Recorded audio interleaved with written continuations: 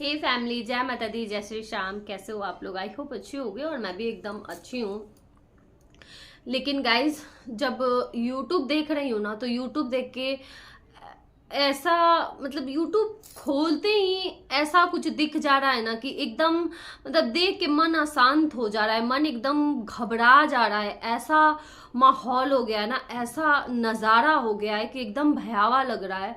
मतलब बहुत ज़्यादा। मैं पता है, मैं आज ही क्या मैं बताऊं, मतलब मैं कल भी रोई थी और आज भी रोई हूं और बहुत ज्यादा परेशान हूं। मुझे ना पता नहीं क्यों बहुत ही देख के ना बड़ा ही अजीब लग रहा था। पता नहीं किसकी बुरी नजर लगी, क्या हुआ समझ में नहीं आ रहा है कि कैसे। मतलब देखिए, एक होता है ना कि मतलब कोई प्रॉब्लम हो, कुछ भी हो, अचानक से जब सब कुछ बिगड़ने लगे ना, तो लगता है कि नहीं, ये बुरी नजर ही लगी है। और सच में बुरी नजर लगी है कि इतना सब कुछ हो गया, इतना सब कुछ जो कि मतलब सब लोग हैरान ही हो रहे हैं देख के कि ये क्या हो रहा है, क्या हो रहा है, क्या हो रहा है, एकदम ऐसा क्या हो रहा है, ऐसा क्यों हो रहा है।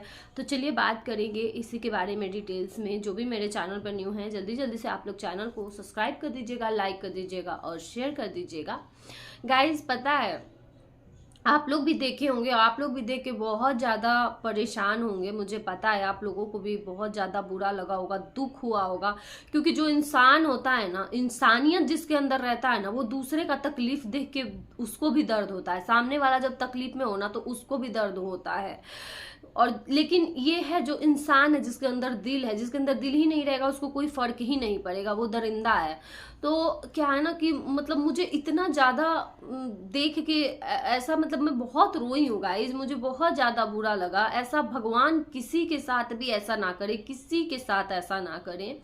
आप लोग भी देखे होंगे सिवानी के गांव में कितना बड़ा, मुझे लग रहा है ना कि उस गांव को बुरी नजर ही लग गई है। जो इतना सब कुछ पहले कितना अच्छा था, उस गांव का माहौल सब कुछ कितना अच्छा था, पॉजिटिव पॉजिटिव एकदम सब कुछ दिखता था। ब्लॉग शिवानी इतना अच्छा अच्छा सब कुछ दिखाती थी।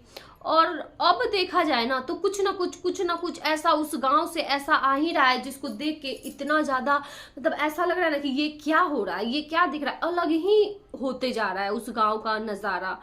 ऐसे ही अभी फिलहाल में हुआ है। प्यारे लाल और उनकी बहन पूनम दोनों लोग जा रहे थे, शिवानी के गांव के ही हैं। और गोरे लाल के भतीजा थे, तो वो लोग जा रहे थे, बाइक से जा रहे थे कहीं।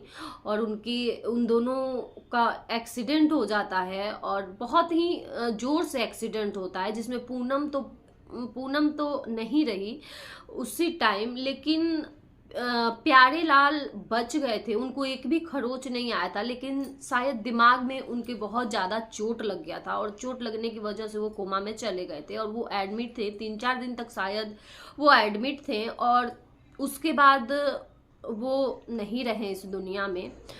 एक माँ के 2 बच्चे और दोनों बच्चे 4 दिन के अंदर में आगे पीछे इस दुनिया से चले गए। गाइस, आप लोग सोच सकते हो, हम लोग तो अंदाजा भी नहीं लगा सकते हैं उस माँ के दुख का, उस बाप के दुख का अंदाजा तक नहीं लगा सकते हैं कि क्या बीत रहा होगा उनके ऊपर, कैसा फील हो रहा होगा उनको। कोई अंदाजा, हम लोग बस बात कर सकते हैं, सोच सकते हैं कि बाप रे कितना बड़ा हादसा हो गया। लेकिन जो इंसान इस चीज को झेल रहा है, जो उस गांव के लोग, शिवानी कितना मानती थी एक भाई की तरह, उस शिवानी भाई बहन की तरह, जो कि शिवानी का वीडियो भी, शॉर्ट्स भी वायरल इस टाइम पे हो रहा है पूनम के साथ। मैं भी देखी हूँ, पूनम बहुत ही खुश लग रही थी अपनी शादी में। और पूनम का मात्र 1.5 साल अभी शादी का हुआ ही था और वो प्रेग्नेंट भी थी। शायद अभी अपने घर वालों को भी ये गुड न्यूज नहीं दी थी कि मैं प्रेग्नेंट हूँ, और उसके जाने के बाद पता चला है। सोचिए गाइस, कितना दुख हुआ, कितना मतलब कैसे क्या बीत रहा होगा उनके घर वालों पे, क्या सीन रहा होगा, कैसे वो गांव का माहौल। हम लोग यहाँ पे रहते हैं ना, शहर में तो पता नहीं चलता है, लेकिन गांव में तो मतलब चाहे शादी हो, ब्याह हो, दुख हो, मतलब समझ लो ना कि सुख दुख दोनों ही। जो लोग गांव में रहे होंगे ना, बहुत अच्छे से देखे होंगे, बहुत अच्छे से जानते हैं। मैं तो रही हूँ गांव में। मतलब बहुत ही, शादी भी होगा ना तो लगेगा पूरे गांव वाले एकदम खुशी का माहौल, एकदम खुश रहेंगे, पूरे गांव वाले खुश रहेंगे। और जब दुख पड़ेगा ना तो लगेगा किसी एक के घर दुख पड़ा है तो लगेगा पूरे घर, पूरे गांव घर में मातम छा गया, वैसा हो जाता है। एकदम शांत गांव, पूरा गांव ही शांत शांत सा लगता है। जो लोग रहे हैं उनको फील हो रहा होगा, वो समझ रहे होंगे। पूरा गांव शांत एकदम, लगेगा ना कि कुछ एकदम अजीब सा, भयावा भयावा सा, एकदम शांति शांति सा। और जब शादी ब्याह कुछ खुशहाली का वो रहेगा ना टाइम, तो रौनक, पूरे गांव में ही रौनक, पूरा गांव ही चहल पहल, ये माहौल रहता है। तो वो मतलब सोचिए क्या हालत हो रहा होगा वहां पे सब लोगों का। एक मतलब एक साथ दोनों बच्चे 4 दिन के आगे पीछे, मतलब सोचने वाली बात है। कितना कितना ज्यादा क्या बीत रहा होगा गाइज। मतलब कि किसी का आज के टाइम पे ना, किसी के जीवन का कोई भरोसा नहीं है। कुछ भी हम नहीं कर सकते हैं कि कौन कब कहाँ है, कौन कब ना रहे ना रहे इस दुनिया में, कुछ भी नहीं कहा जा सकता है। बहुत ही दर्दनाक, एक जो बोला जाता है ना, बहुत ही दर्दनाक मौत हुआ है। तो मैं तो यही कहूँगी, आप लोग भी कमेंट में लिख दीजिएगा, मैं भी अपने तरफ से यही कहूँगी, भगवान दोनों के, पूनम और वो ये क्या नाम है, प्यारे लाल, दोनों के आत्मा को भगवान जी शांति दें। और वो दोनों जहाँ भी रहें, जहाँ भी गए हों, उनके आत्मा को शांति मिले, बस यही। और हम लोग क्या कर सकते हैं पता है, ये शब्द बहुत ही, मतलब आजकल के लोग ऐसे हैं ना, यूट्यूब पर ही देख लिया जाए तो किसी का किसी से लड़ाई हुआ है, रीप रीप रीप रीप लिखने जाएंगे। अरे जिस पे बीतता है ना, जिस पे होता है ना, जिसके घर में बीतता है ना, वो क्या बताएं, मतलब बोल ही नहीं सकते। बोलने में भी ये शब्द ना नहीं बोला जाता है, बोलने में भी अजीब, बहुत बुरा, बहुत अजीब लगता है बोलने में। लिख देते हैं गुस्से में, मजाक में, रीप रीप, उससे दुश्मनी है तो उसको लिख दो, उससे दुश्मनी है तो उस, जिसके ऊपर अभी अभी जिनके ऊपर बीत रहा है ना ये चीज, उनको पता चल रहा होगा कि रीप का मतलब क्या ये शब्द है, क्या ये शब्द होता है। मैं उनका वीडियो देखी थी, पूनम टॉक का। उनके पापा जब डेथ किए थे उसके बाद वो 1 महीने बाद शायद जब 13वीं वगैरह हो गया था तब आई थी, जब लाइव फर्स्ट टाइम। तो उनके लाइव में लोग लिख रहे थे कि रीप करके अंकल ऐसे करके लिख रहे थे। वो मना की कि आप लोग प्लीज ऐसे मत लिखिए, क्योंकि तकलीफ होता है। ये शब्द ना बहुत ज्यादा तकलीफ देही होता है। जिसके घर में, जिसके साथ, जिसके ऊपर ये सब चीज हुआ रहता है ना, उस घर में, मतलब उन लोगों से जाके पूछो कि उनसे क्या बीत रहा होगा। पता नहीं लोग कैसे बोल लेते हैं। और मेरे लिए भी कुछ लोग हैं जो ऐसा बोले हैं कि इसका कोई मर जाएगा तब इसको पता चलेगा। मेरे लिए ऐसा शब्द बोला गया है, तो उनके लिए मैं एक चीज कहना चाहूंगी कि मेरे सामने मंदिर है, और मेरा ये देखिए, आप लोग देख सकते हैं, ये मेरे भगवान है, मेरे सामने ही मंदिर है, और मैं मंदिर के ठीक सामने बैठी हूँ। और यहीं पे भगवान के सामने ही मैं बस इतना ही बोली कि भगवान जो मेरे लिए बद्दुआ मांग रहा है, जो मेरे लिए जैसा बोल रहा है, उनको आप ही देख लेना, अपने हिसाब से आप देख लेना। मैं अपना मुंह कभी गंदा नहीं करूंगी, मैं अपना मुंह कभी खराब नहीं करूंगी।